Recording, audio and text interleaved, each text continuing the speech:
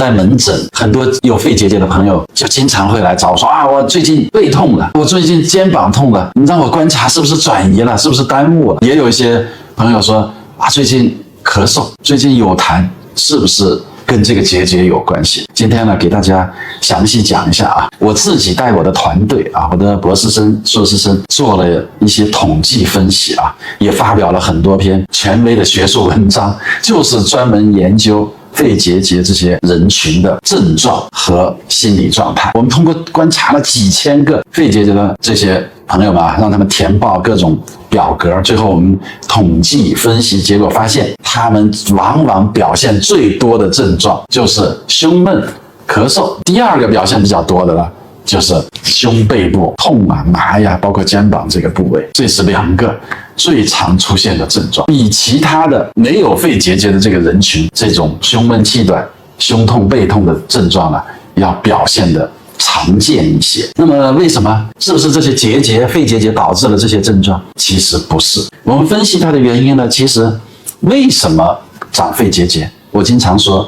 肺就是像海绵一样，里面充满了空气和血液。那么我们一呼一吸，有了空气里面有一些细菌、病毒、微生物进了我们肺里以后，就有可能感染，就有可能形成结节病灶。所以如果有这样的出现呢，你是不是就会感觉到胸闷、气短，就会有这样的症状，而且会有各种胸部的不舒服，麻呀、紧啊、痛啊都会有。所以我经常说，这些症状并不是结节引起的，而是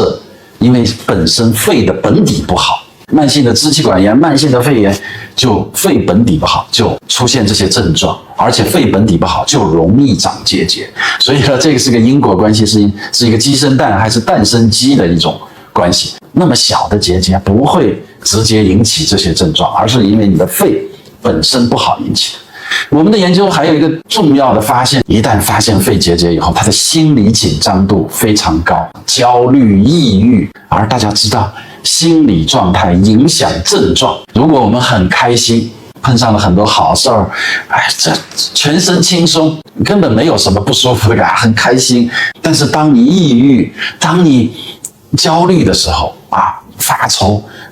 各种不舒服的症状呢，随之就出现。所以心理状态严重影响症状。因此呢，肺结节的朋友们呢，要保持好的心态